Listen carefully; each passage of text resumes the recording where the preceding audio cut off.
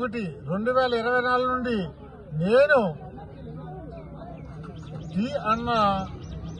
Tea తాగకూడదని నిర్ణయించుకున్నాను.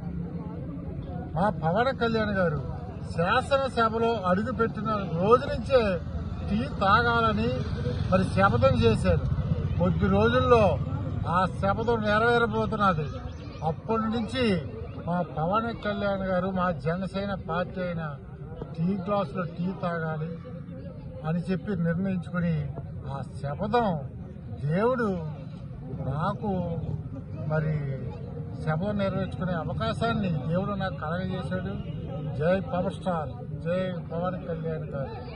మరి ఎప్పుడు ఆయన శాసనసభలో అడుగు పెడతారో ఆయన అడుగుపెట్టిన మరుక్షణం నుండే నేను టీ తాగాలని చెప్పిన నా శపథాన్ని పాటిస్తాను.